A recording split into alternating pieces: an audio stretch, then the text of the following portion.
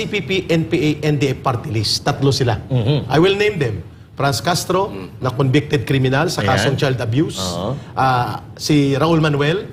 Si Arlene Brosas. Ito sila ay mga aktibo na mga operatiba at until now they belong to the Communist Party of the Philippines and therefore they are also part of the entire operations of the CPP, NPA, NDF. Ang pangalawang grupo, isa lang pala siya. Isa lang yun. Pero barkada siya ni Akop. Ito ba yung sinipa? Oh, ito yung sinipa ng NPA. Dati siyang NPA, kaya sinipa siya. Dahil naging bodyguard siya ng mga asyendero at ng mga politiko sa Negros. Ay, balimbing! Oo. So, NPA siya dati at sinipa at nagbuo ng grupo na tinatawag na RPA-ABB. So, parte na siya ng kalaban na ng NPA. Kalaban. Aminin ko sa inyo, isa yan sa primary target namin noon ng National Operations Command ako. Ang inabot ang boss niya, si Arturo Tabara, dito sa SM Fairview na assassinate. Ang isa si Romulo Quintanar. While Quintanar was the general commander of the NPA before, he was not part of the RPA-ABB. Tapusin ko lang, Coach Oli, Sige.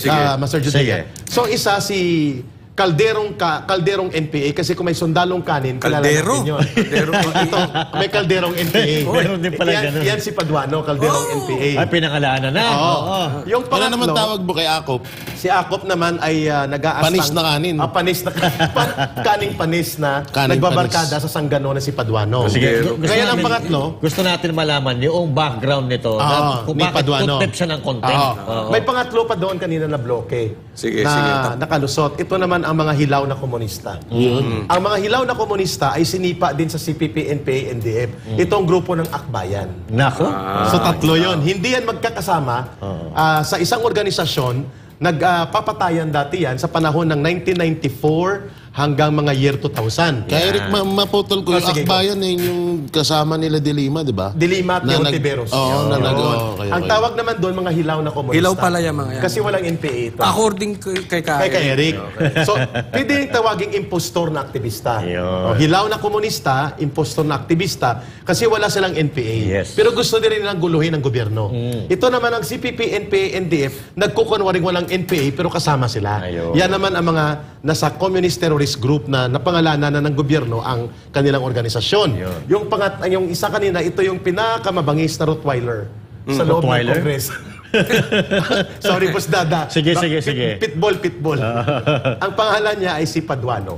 So may tanong si Coach Oli, si Master Judea, Brother J and Coach Oli, and Master Boss Dada, bakit tinatawag ni Ka Eric na Kalderong NPA? Yan. Si Paduano. Paliwanag mo nga. Anong role niya dyan sa loob? Okay, sige. Si Paduano po ay kilala ko po ang background nito sapagkat isang region kami pinanggalingan.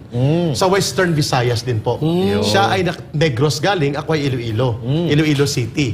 So pag sinabing Western Visayas po, ito ay binubuo ng mga probinsya ng Iloilo, Antique, Capiz, Aklan, Guimaras. And Iloilo City, including Negros Occidental, Bacolod City.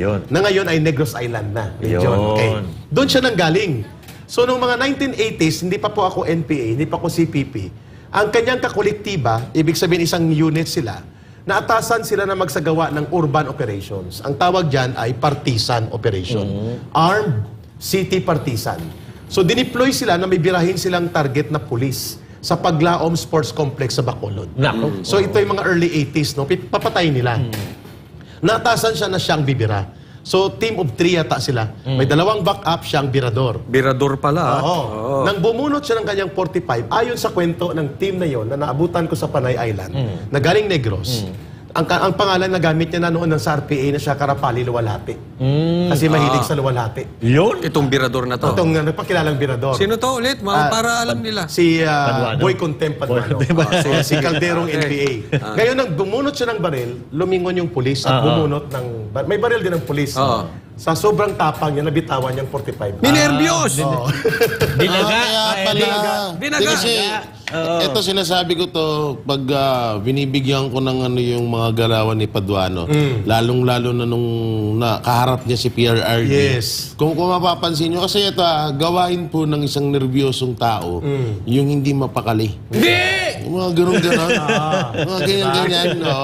Kadalasan kasi ginagawa ng mga nervyosong tao yan. Yung parang uneasy ka?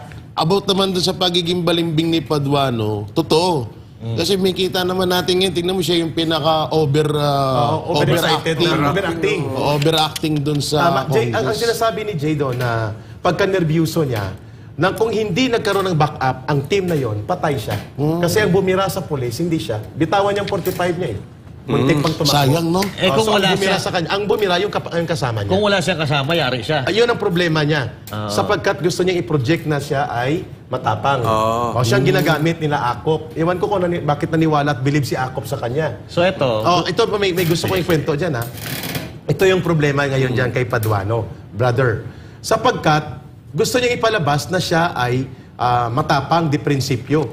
Pero sinipa yan ng CPP, NPA, NDEP sapagkat nagbabodyguard sa mga asyendero at mga politiko sa Negros. Ang isang naging bodyguard sila at bumuo ng kanyang party list at nagpinance dahil kalaban ng NPA noon sa Negros, si late Danding Cuangco. nako. Now, ang abang lingkod party list niya ay pinunduhan nila Danding Cuangco at ng mga asyendero laban sa NPA. So, nang tinarget yan ng NPA si Paduano, nanalo sila noong 2013, I think. Hindi nagpapakita, nagtatago yan sa office ni Albi Benitez. Nako. Kahit nasa kongreso na siya, hindi siya Tumatago. Nagtatago kasi at that time, active pa ang order na birahin siya ng NPA. So alam ko kung anong background nito. Sayang.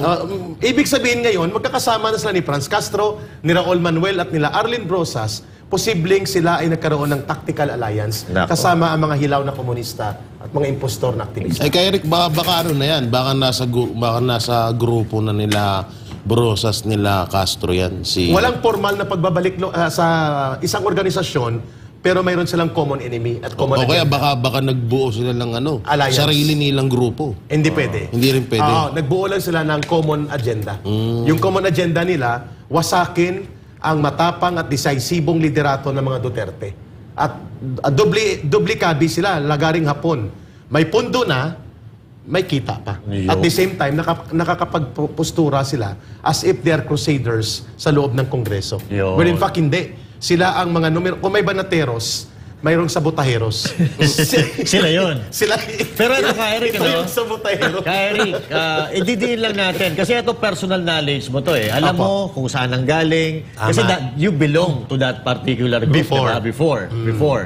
Kaya nga, ito, hindi sila pwedeng tumanggi. Kasi ikaw mismo lang nagsasabi na nandun ka sa loob nila dati. Kilala ko sila. Oo.